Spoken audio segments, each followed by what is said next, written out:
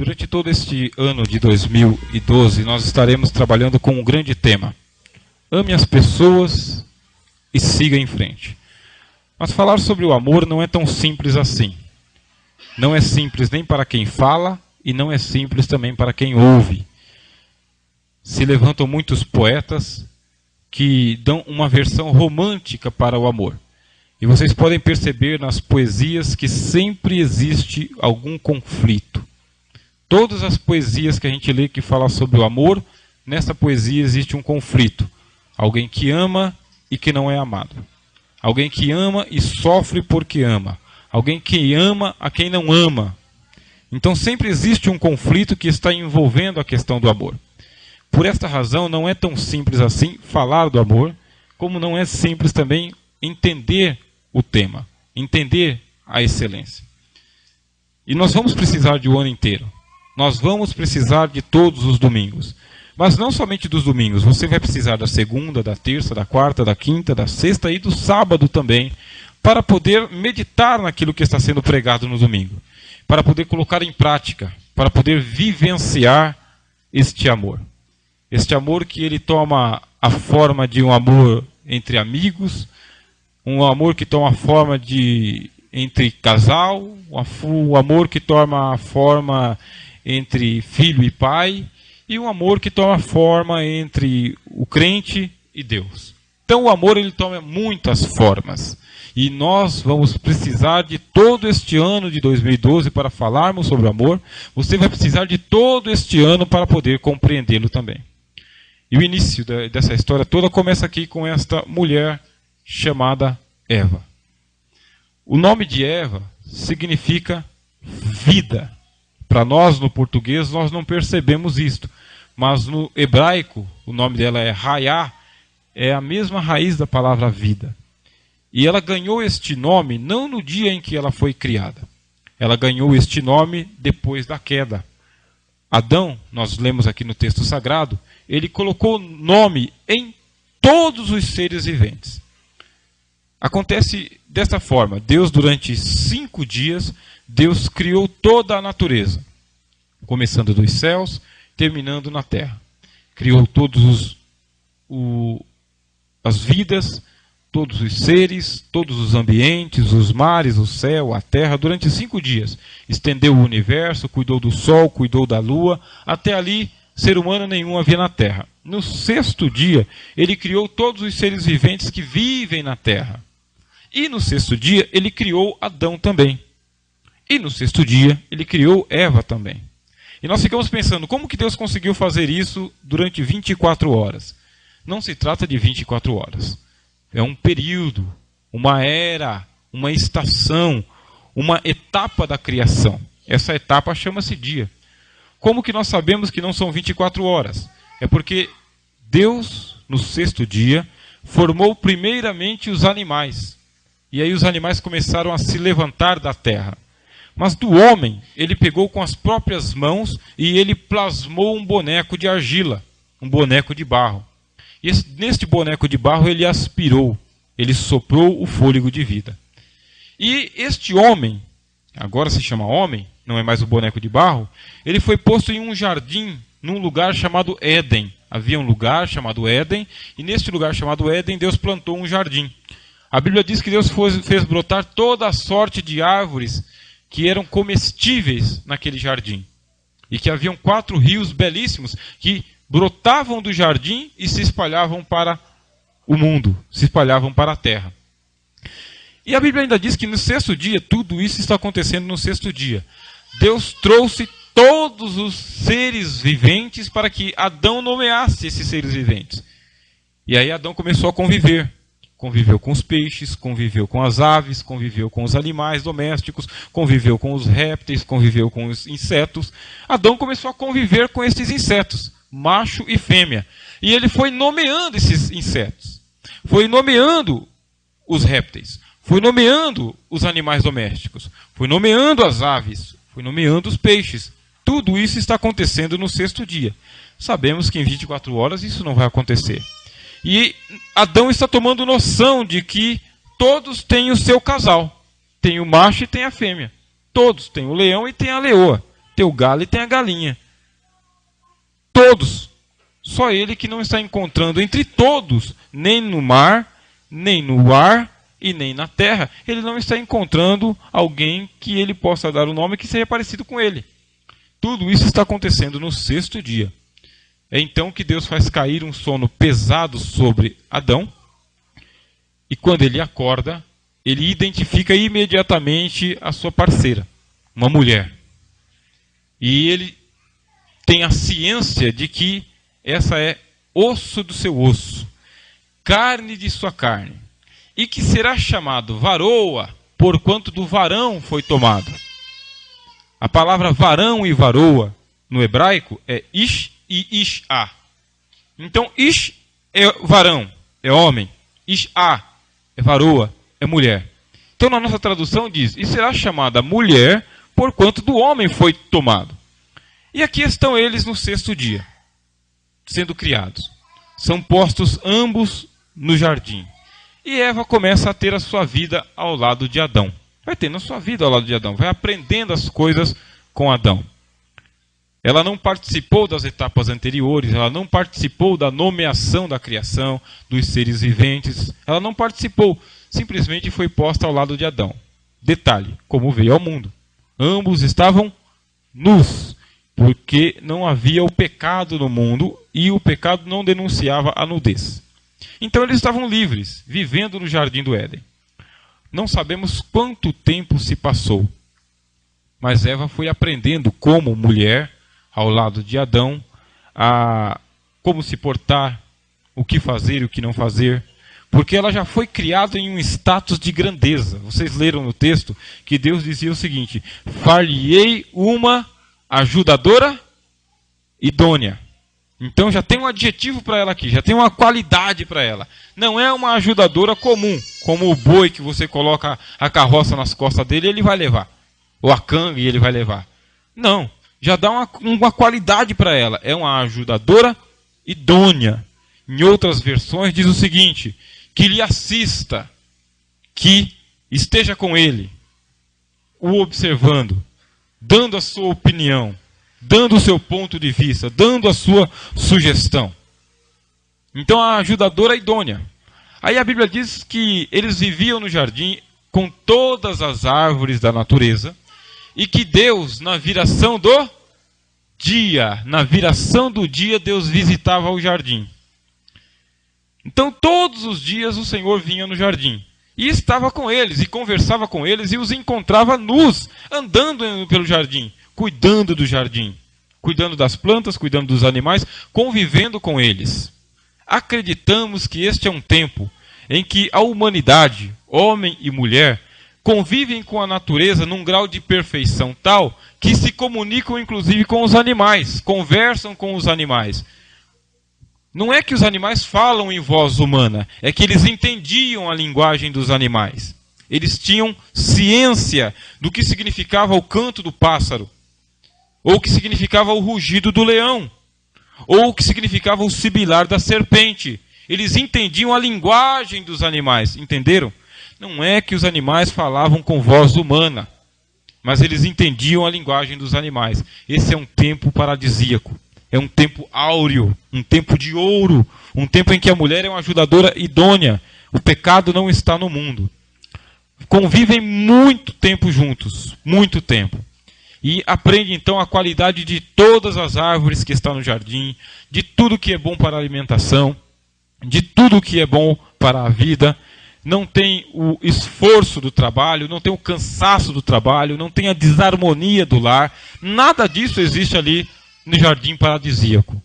E um dia, a Escritura nos diz que estava Eva próximo de uma árvore que Deus já havia dado uma advertência, que era a árvore do conhecimento do bem e do mal. E com naturalidade havia uma serpente neste jardim e nesta árvore. Nós acreditamos que esta era a árvore do conhecimento do bem e do mal, e que a serpente estava enrolada ali. E então começou Eva a conversar com a serpente. Serpente capciosa perguntou: Deus proibiu vocês de comerem dessas árvores que estão no jardim? E Eva respondeu: não, Deus não proibiu a gente de comer das árvores do jardim. E a gente pode comer livremente. Só desta árvore do conhecimento do bem e do mal, nessa a gente não deve nem tocar, quanto mais comer. Então a Eva disse o seguinte, a serpente disse o seguinte, olha, não é verdade isso. Deus sabe que no dia que vocês comerem, vão se abrir os olhos de vocês. Vão se abrir os olhos. E vocês vão ser iguais a Deus. Depois a serpente se afastou. No que a serpente se afastou, Eva tomou do fruto e comeu, diz a Bíblia. E preparou o almoço de Adão e levou para Adão. E Adão comeu também do fruto. Naquele momento em que Adão comeu, então a Bíblia diz que o pecado entrou no mundo. A concupiscência dos olhos, a concupiscência da carne e a soberba da vida. O pecado entrou avassaladora no mundo. Uma maneira assim muito grotesca, muito violenta, muito impactante. Porque na hora que eles comeram, a Bíblia diz, se abriram os seus olhos e viram que estavam nus, representando que algo não estava como estava antes. A inocência foi embora. A pureza foi embora. O paraíso se perdeu. Deus já havia dito, da árvore do conhecimento do bem e do mal, dele não comerás, porque no dia em que dele comeres, certamente morrerás. Pelo pecado entrou a morte, e a morte entrou no mundo. Novamente veio Deus na viração do dia, procurando por Adão e Eva. Mas não encontrou, porque eles estavam nus e sentiram vergonha, diz a Bíblia. Vergonha. E se esconderam entre as árvores do jardim. Se esconderam. Uma tradição diz que a árvore do conhecimento era uma árvore muito grossa. E por dentro do tronco, o tronco era oco. Então uma tradição diz que eles se esconderam dentro da árvore do conhecimento, dentro do tronco da árvore. E Deus ele vinha no jardim em forma de vento, e Deus ventava no jardim, porque o vento é um dos símbolos da presença de Deus. O vento ventava, ventava, ventava, e a voz de Deus chamava, Adão, aonde você está? Adão, aonde você está? E nenhuma resposta se ouvia. Até que eles saíram de dentro da árvore. E saíram e disseram o seguinte, aqui estamos, Senhor. Onde vocês estão? Nós estamos escondidos porque nós estamos nus. Mas quem te mostrou que estavas nu? Porventura, olha como que é a linguagem da Bíblia. Porventura comestes tu da árvore que te ordenei que não comesses? E Adão, tomando a palavra, disse, a mulher que tu me destes por companheira, me deu da árvore e eu comi. Deus perguntou, mulher, por que fizeste isto? Eva respondeu, a serpente me enganou e eu comi. Deus então disse à serpente, porque fizestes isto, maldita és entre todas as animalhas do campo. Sob o teu ventre andarás por todos os dias de tua vida e comerás pó. Depois, voltando-se para a mulher, disse, porque você deu ouvido à voz da serpente, agora você conceberá a luz, dando a luz com dores. Terás filho com dores. Será multiplicada as dores da tua conceição. E o teu desejo será para com teu marido, e ele te dominará. Voltando-se para Adão, disse a ele, porque destes ouvido à voz de tua mulher, maldita é a terra por tua causa. Do suor do teu rosto comerás, e lavrarás a terra de onde fosse tirado, até que tornes ao pó, porque tu és pó, e ao pó tornarás. Quando Deus olhou para Adão e Eva, ambos estavam vestidos com aventais feitos de folha de figueira. E Deus tirou a folha de figueira e teceu para eles uma roupa com pele de cordeiro ou de carneiro. E colocou essas vestimentas nele. Mas Deus então tomou uma decisão dizendo o seguinte, olha, agora o homem é como um de nós, conhecendo o bem e do mal. Para que não aconteça que o homem lance mão da árvore da vida que está no centro do jardim, expulsou Adão e Eva do jardim. Colocou um querubim bem na entrada do jardim e uma espada que fazia zigue-zague para que ninguém entrasse por ali. Se viram fora do jardim. Então a Bíblia diz que, passado algum tempo, Eva concebeu. E deu à luz um filho chamado Caim e ao seu irmão chamado Abel. Essa é a história de Eva até aqui. Poderíamos terminar. Mas então a Bíblia diz que um dia Abel e Caim se levantaram para cultuar ao Senhor. E Abel ofereceu o sacrifício a Deus mais agradável do que Caim, porque Abel trazia do seu cordeiro e Caim trazia da agricultura. E Deus atentou para a oferta de Abel, mas não atentou para a oferta de Caim. Então Caim ficou nervoso, porque Deus não estava muito aí para ele. E Deus disse: Caim, por que você está assim irado? Se você fizer o bem, eu não vou receber você também? Mas se você fizer o mal, o pecado jaz à porta. E ele é como um lobo que quer pular sobre você. Cabe a você dominá-lo.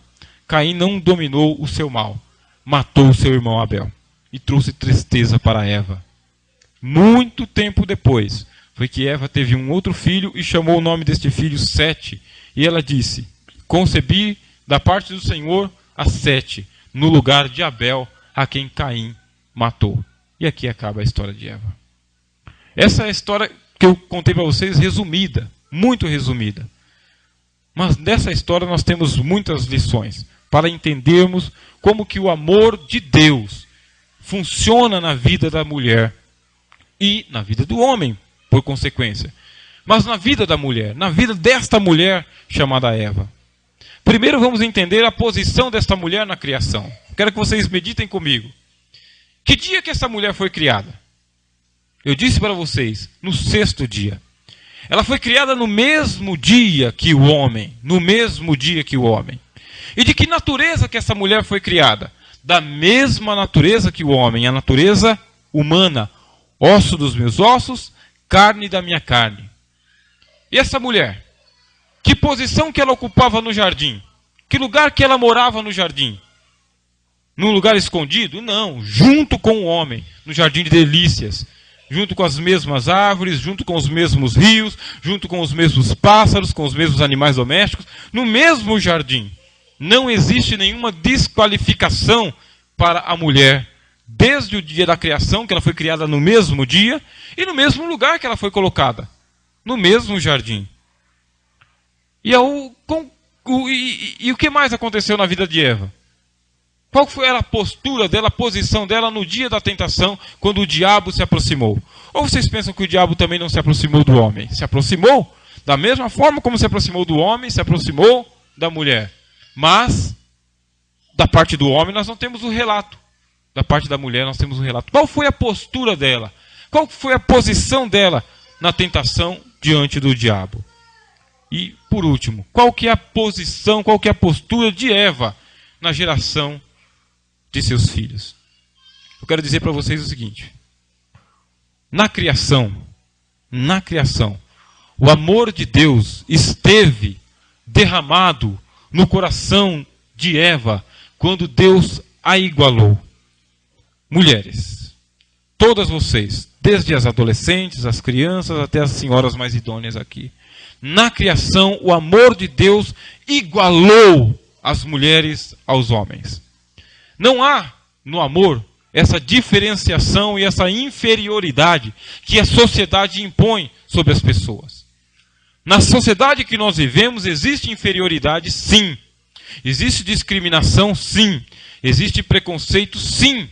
Por causa do sexo, de homem, de mulher. Assim como por causa de idade também. Assim como por causa de posição social também. Mas na criação não foi assim. Aos olhos de Deus não é assim. Deus, a Bíblia diz, não faz acepção de pessoas. Deus não faz discriminação de pessoas. Deus não faz distinção de pessoas. Deus ele tem um nível para igualar as pessoas. E este nível que ele iguala não é o de um nível qualquer. Não é um nível para baixo. Também não é um nível para cima. Mas é um nível para o igual. Para o igual. Eu vou fazer para Adão uma ajudadora que seja idônea.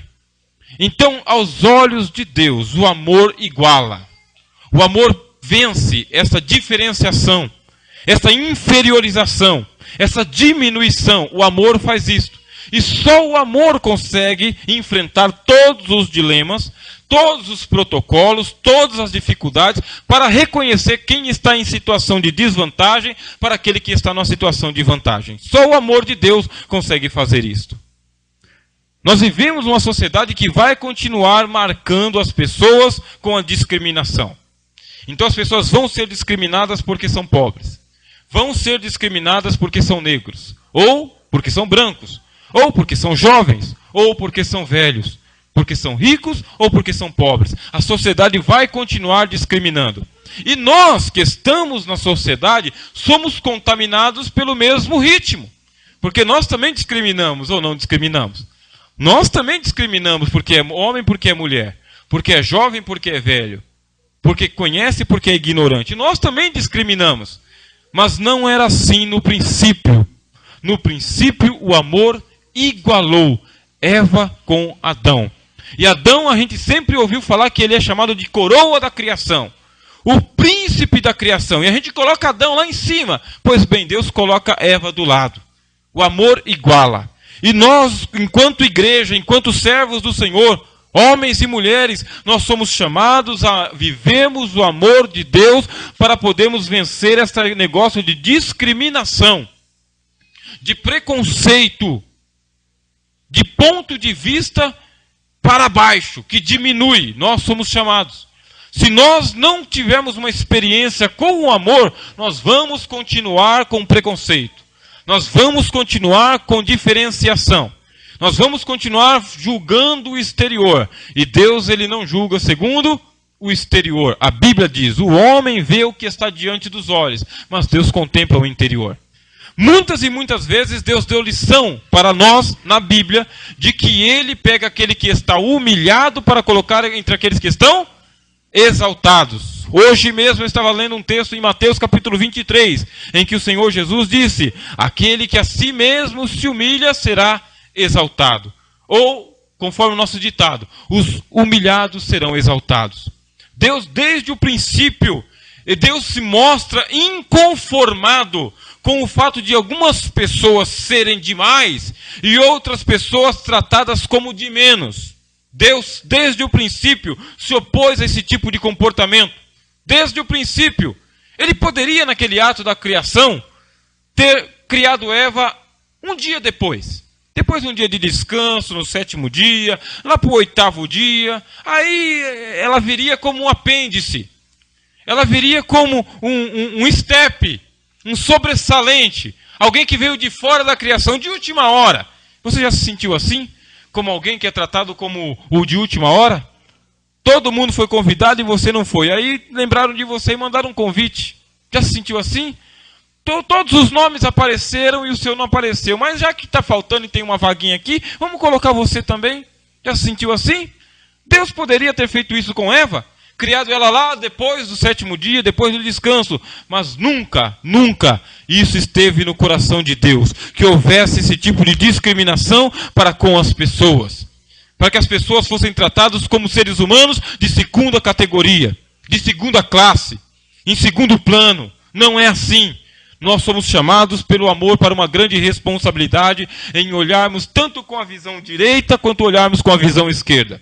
Em estendermos tanto a direita quanto a esquerda, porque Deus criou aos pares. E Deus criou em igualdade. Deus criou em equanimidade. Deus criou no mesmo status, no mesmo dia, na mesma posição. E nós somos chamados como crentes a nos levantarmos contra a discriminação. Eu sei que existe piada. Eu sei que existe sarro. Que existe momento de descontração. O problema é quando nós passamos deste momento de piada para uma vida contínua disto. Quando a gente faz aquela piada constante, desse aqui que é gordinho, daquele ali que é baixinho, daquele ali que o cabelo é enrolado. Quando a gente faz a piada, momento de descontração, a gente dá uma risada, sorriso amarelo, beleza. Mas e quando isso se torna cultura? E quando isso está no coração? Quando eu penso assim mesmo? Quando eu discrimino mesmo? Quando eu não consigo mesmo olhar e conviver com essa pessoa que é diferente mesmo? Aí está o problema. E a gente está sabendo diferenciar a piada da verdade, daquilo que é cultura? O amor iguala, irmãos. E o amor abre oportunidades iguais para as pessoas que são diferentes. O amor dá os mesmos lugares para as pessoas diferentes. E só o amor consegue fazer isso. E é só o primeiro dia que eu estou falando com as crianças de 7 anos de idade aqui nesta noite. De que nós somos chamados a vencermos uma palavrinha chamada preconceito. Uma palavrinha chamada discriminação, acepção, diferenciação, julgar pela aparência. Aos olhos de Deus, isso pode nos conduzir, inclusive, para o pecado. Não foi assim no princípio e não deve ser assim em nossas vidas. Amém? E onde é que Eva foi posta? Eva foi posta no jardim do Éden. Veja, Deus poderia ter criado uma casinha fora do Éden para Eva também, não poderia? Porque afinal de contas o Éden já estava formado. As árvores já tinham brotado. Adão já estava tomando conta. Mas não. Ela foi colocada no mesmo jardim que o Adão. Porque o amor, ele é um amor que ele abriga. O amor não é aquele que ele desampara. O amor ele não desaloja.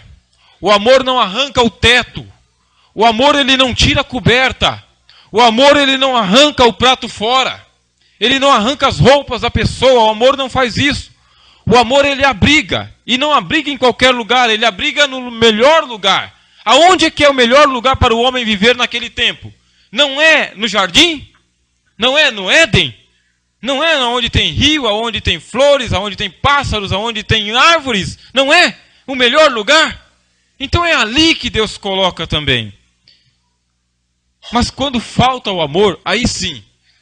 Eu disse para vocês que os poemas, as poesias que existem por aí afora, as canções, o amor é sempre conflitante. Sempre conflitante, ele está sempre guerreando. Então quando falta o amor, aí pronto. Aí entra o tirar o prato. Aí entra em tirar a roupa, tirar o teto, ir para a justiça, cobrar os direitos, bater na mesa, impor aquilo que é certo, que é justo, que é correto. Por quê? Porque o amor esfriou, porque o amor desapareceu. Nós não estamos conseguindo conviver com esta realidade de que falta o amor, de que o amor está ausente. E por causa do amor estar ausente, nós não abrigamos. Nós não colocamos o nosso jardim de Éden. Não colocamos. O Éden é para nós. Aí a gente quer o Éden para nós, mas nós queremos o Éden para a outra pessoa, para a Eva, que está próximo de nós. A Eva é da mesma natureza, não é? Ou será que a Eva é um sapo, que precisa de um beijo para se transformar numa princesa? Não é um sapo. Não, a minha Eva é uma leoa. Não é uma leoa, rapaz. Não é uma leoa, acredite. Não, a minha Eva é uma flor também. Não é uma flor a sua Eva. A sua Eva é uma pessoa humana, da mesma natureza que você. Da mesma carne, do mesmo osso. E então não deve haver esse tipo de sentimento para dar um tratamento desigual ou de desamor para outra pessoa. Eu falo de homens e falo de mulheres. O amor abriga. O amor ele sofre. Nós vimos aqui algo no texto de 1 Coríntios capítulo 13. O amor ele sofre tudo. Ele suporta tudo. Ele espera tudo. E ele crê tudo.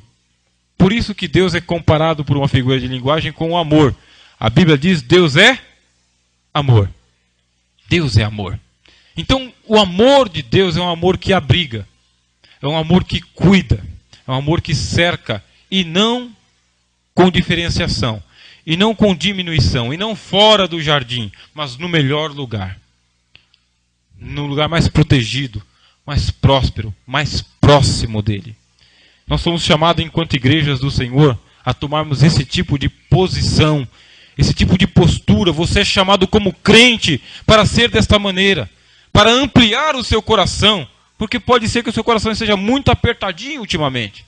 Não seja nenhum jardim do Éden ultimamente. Pode ser que o seu coração ultimamente está muito espetado. Muito cheio de espinhos. Muito cheio de facas. Muito cheio de amarguras. Muito cheio de rancores. Muito apertadinho e não é nenhum jardim do Éden. E você é convidado a igualar o amor de Deus, dizendo o seguinte: olha, o meu amor, ele abriga também. O meu amor, ele cuida também.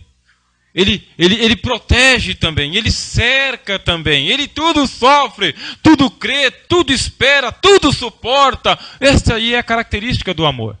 Mas nós temos que querer conviver. Uma pergunta que fica no ar: mas se você der esse tipo de amor para as pessoas, se você der esse tipo de amor para o seu marido, para o seu pai, para a sua mãe, para o seu filho, se você der esse tipo de amor para as pessoas, o que você vai receber em troca? Qual vai ser a sua retribuição? Será que você vai receber amor de volta? Vai receber carinho de volta? Será?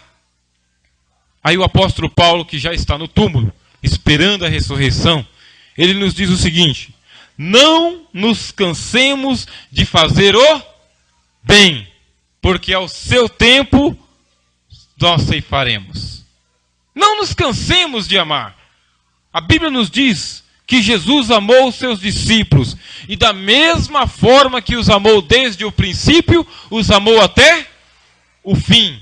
Mas será que esses discípulos não deram motivos para Jesus ficar com raiva deles? Se afastar deles? Menosprezar eles? Será que eles não deram motivos? Ou se tornaram passarinhos bonitinhos voando e cantando? Não! Continuaram sendo os mesmos pecadores, os mesmos pescadores, os mesmos homens que eram anteriormente. E dando muitos dissabores para Jesus. Mas a Bíblia diz que assim como ele os amou no princípio, os amou até o fim. A Bíblia diz: amou ao ponto de tomar a cruz sobre os seus ombros. Porque Deus já havia amado o mundo de tal maneira que deu o seu Filho unigênito para que nele fosse salvo todo o que cresce. Então nós somos chamados a ter esse tipo de amor em nosso coração. O amor de Deus, aquele que colocou a Eva em pé de igualdade com Adão, e aquele que colocou a Eva para morar no mesmo jardim. Mas houve uma situação ruim na vida de Eva, e que foi a tentação. O que nós temos que fazer na hora da tentação? Serve alguma coisa para nós, o amor, na hora da tentação? Ou será que nós não passamos por tentação de nenhum tipo, de nenhuma maneira? Por que nós caímos em tentação? Por que a tentação fala tão alto, fala tão forte em nossos corações? Por que nós quedamos? O amor não está presente? Deus não estava presente ali? Por que Deus deixou que Eva caísse? É porque o amor confia sempre, em todas as situações, em todas as circunstâncias, irmãos. A Bíblia diz que o amor ele não arde em ciúmes ou em desconfiança. O amor confia sempre. O amor precisa desse lastro para ele poder descansar. Porque é aquilo que nós vimos aqui. Eu vou despejar todo o meu amor sobre a outra pessoa. E à medida que eu vou amando a outra pessoa, eu vou confiando nela. Eu preciso confiar nela. Eu preciso confiar de que ela, na hora que estiver passando por tentações, este amor, ele faça ecos. Ele dê um discurso. Ele seja uma palavra, ele seja uma presença. E é por isso, então, que Deus não impediu que Eva ali caísse. Porque o amor de Deus já estava derramado sobre o coração dela. E ele precisava confiar nela, assim como ele confiava em Adão também, assim como ele confia em você também. Quanto mais você se aproximar e for cheio do amor de Deus, tanto mais confiável você será aos olhos do Senhor. Deus confia, Deus ama, e o amor confia também. Nós somos chamados para isso, para amarmos de tal maneira, com tanta força, com tanta energia, que a gente não entre em uma crise existencial de desconfiar de todo mundo, de desacreditar de todo mundo, e pensar que todo mundo está com má intenção para o nosso lado. Vez por outra eu falo para vocês aqui um versículo bíblico que o Senhor Jesus disse o seguinte: sejam simples como as pombas, prudentes como as serpentes. O amor nos torna simples como as pombas. Eis que vos envio como ovelhas em meio aos lobos. O amor nos torna ovelhas. Mexe com a nossa natureza. Nós somos chamados para isso.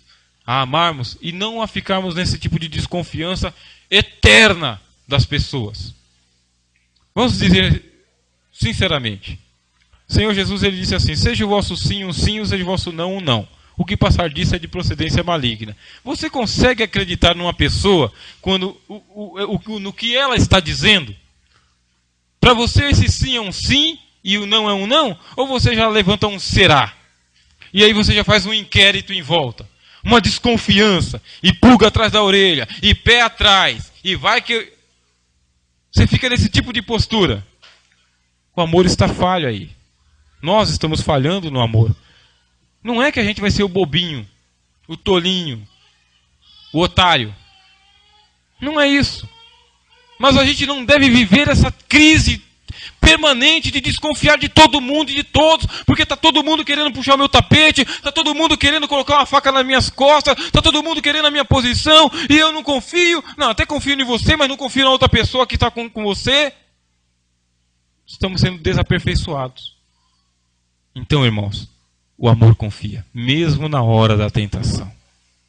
E aquele que está sendo tentado, o amor confia em você, mesmo na hora da tentação. Amém? Terminando, meus queridos. Essa mulher, Eva, depois da tentação, que ela caiu, ela teve 3 filhos. E ela teve que tomar conta desses filhos. E nesses 3 filhos que ela teve, ela sofreu muito. Muito. Ela sofreu com Abel porque Abel morreu. E ela sofreu com Caim porque Caim, além de matar Abel, ainda construiu uma cidade de pecado para ele. Ela sofreu muito por causa dos seus filhos. E ela poderia ter desistido, afinal de contas, ela perdeu os 2 filhos. Ela perdeu Abel e ela perdeu a Caim. Mas aí, pouco tempo depois, ela teve um outro filho, um terceiro filho chamado Sete, no lugar de Abel que Caim havia matado. O que isso significa? O amor, ele aperfeiçoa. E a forma com que o amor aperfeiçoa, os caminhos com que o amor aperfeiçoa, eles não são dos melhores. E isso é uma verdade. A Bíblia diz que aprove a Deus aperfeiçoar o príncipe da nossa salvação por meio daquilo que ele sofreu. Por meio das aflições, consagrou Jesus, aperfeiçoou Jesus. Como é que o amor nos aperfeiçoa? E essa é uma palavra difícil de eu pronunciar para vocês. O amor, ele nos aperfeiçoa no sofrimento. O sofrimento, ele está receituado para nós. Receituado sim, ele está na prescrição médica. O sofrimento não é para nossa destruição. Não é para nosso aniquilamento. O sofrimento que existe, porque com dor darás à luz e terás os seus filhos. O sofrimento que marca a tua história é uma ocasião de aperfeiçoamento, porque o amor, ele aperfeiçoa. Se Eva tivesse sido perfeita, ela não haveria caído na tentação, correto? Caiu na tentação porque não era perfeita, precisava passar por aperfeiçoamento. E como é que ela ia passar por aperfeiçoamento? Pelo sofrimento. Que tipo de sofrimento? Justamente com os seus filhos, Abel e Caim. Justamente dentro de casa, dentro da sua estrutura familiar. E o amor que havia em Deus, ele veio aperfeiçoando Eva por meio destes sofrimentos, porque foi um grande choque para ela. Primeiro, quando ela caiu. Segundo, quando ela foi expulsa do jardim. Terceiro, quando ela teve o seu primeiro filho, Caim. E depois, quando teve o seu outro filho, Abel.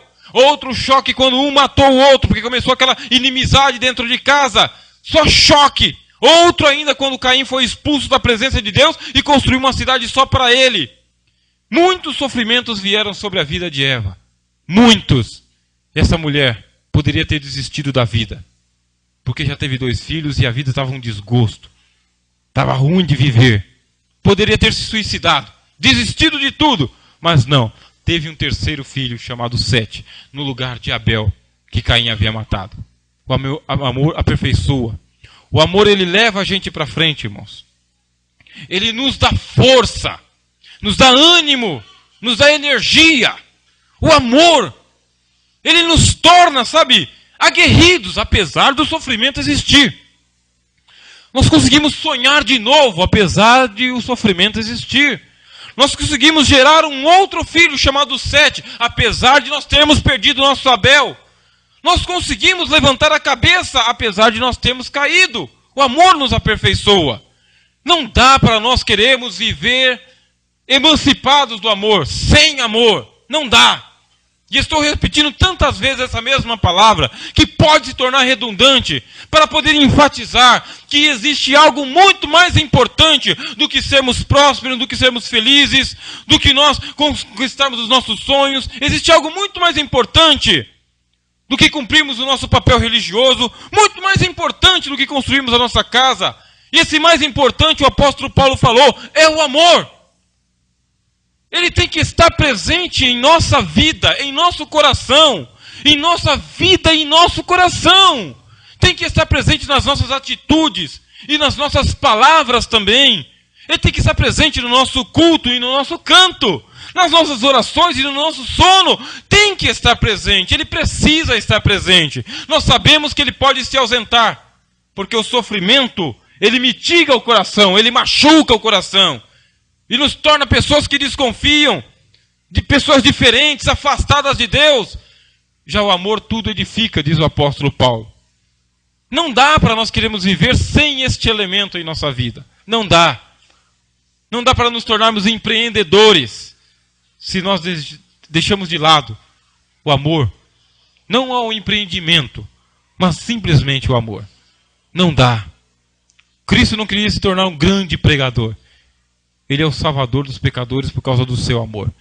Cristo não quer altares, ele não quer andores, ele não quer santuários, e ele não quer casa cheia. Ele quer homens e mulheres que entendem que o amor de Deus constrange a gente, para que a gente entenda que se um morreu por todos, logo todos morreram. E aqueles que vivem não devem viver para si, mas sim por aquele que por eles viveu, morreu e ressuscitou.